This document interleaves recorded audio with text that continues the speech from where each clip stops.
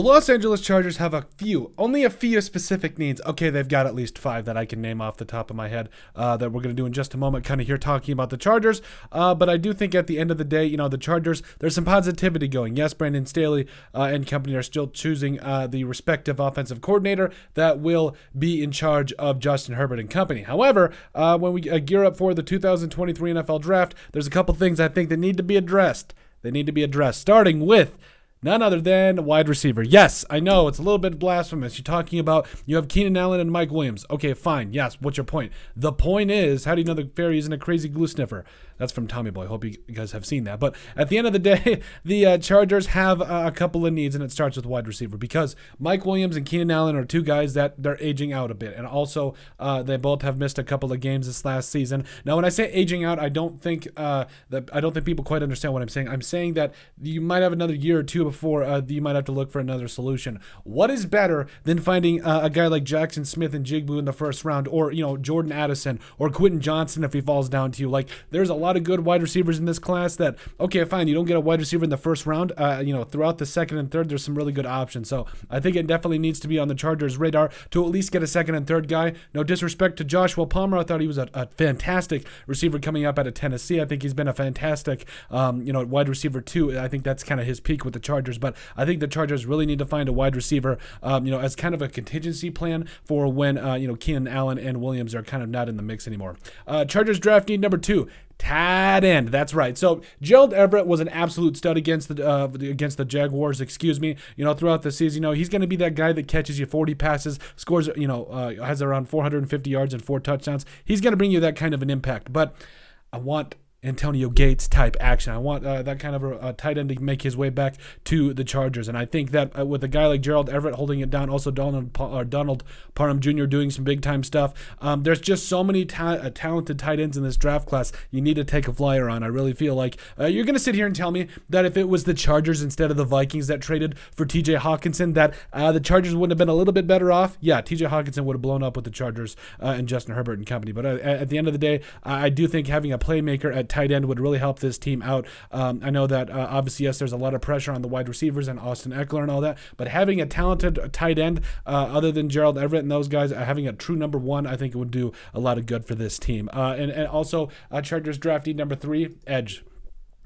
You have 2 edge rushers that were supposed to be number 1 guys for you. I know that a guy like Joey Bosa was out for, or Nick Bosa, excuse me. The Bosa brothers always confuse me, but honestly, you had Bosa out for a little bit. Khalil Mack was also injured for a little portion of the year as well, but it's tough. You got to make sure that at the end of the day, the injury bug doesn't hit you. Joey Bosa, I'm sorry, but you got to make sure that you're healthy in certain parts of the season, and during the end of the season, like Khalil Mack and Bosa, they just seem to not be there at times. And so, also there were some good times, from both of these guys, but, having a duo like this, you're expecting a lot more. I think there's a lot of talent in this edge class. There's a lot of talent. And again, are you going to necessarily wait in that 21 range? Maybe, but you need to at least get a depth piece that you can bring off the bench, a guy that's going to strike fear into opponents. And I think that needs to happen. You need to bring in another edge rusher to help out these 2 because they are also getting up there. Like, that's just the harsh reality of the situation.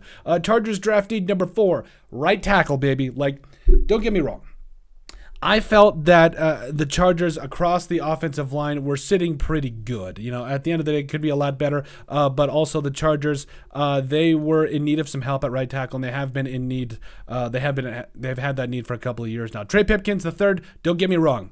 I love the man coming up out of Sioux Falls, representing the place where I was born, representing South Dakota. Love it. Trey Pipkins is a very good backup right tackle in the NFL, and quite honestly, I think he could be your starting right tackle for a little bit. However, he's going into free agency. Now, obviously, I don't know what you're going to get for him or what he's going to want. I think at least that, $4 to $5 million range is kind of the thing, same type of thing for Drew Tranquill, the linebacker who had over 140 tackles this year. Another guy you're going to want to bring back. You've got a lot of other guys that are going to hit the free agency block too. So you could potentially get a guy like DeJuan Jones in the 3rd round of the right tackle out of Ohio State, who's an absolute mauler and a stud. So, yes, Trey Pipkins III, I love what he's done, but at the end of the day, he could be on his way out. And if that so happens, it could be a huge need for the Chargers, especially when they try to get this thing kind of wrapped up for Justin Herbert. And finally, the number 5 draft need for the Chargers, I think it's corner and DB. So Bryce Callahan, I believe, is a free agent. You got guys like Asante Samuel Jr., who's been stepping up. You lost J.C. Jackson early in the season,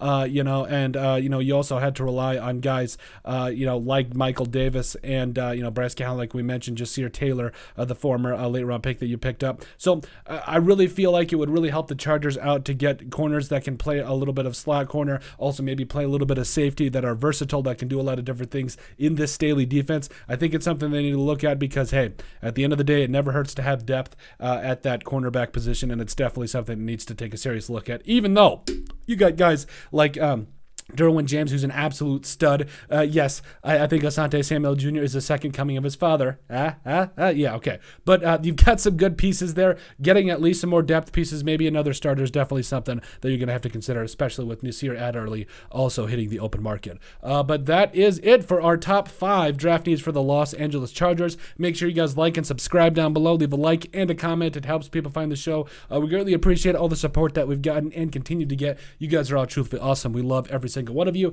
Down in the description below, you'll find all of our social media platforms. So give us a like and a follow there. Also remember to give us a listen and sub on iTunes. And finally, if you have anything else you'd like us to cover, send us an email at thesportsbp@yahoo.com or put it in the comment section down below, and we would love to cover it. But let us know what you guys think about our top 5 draft needs for the Los Angeles Chargers.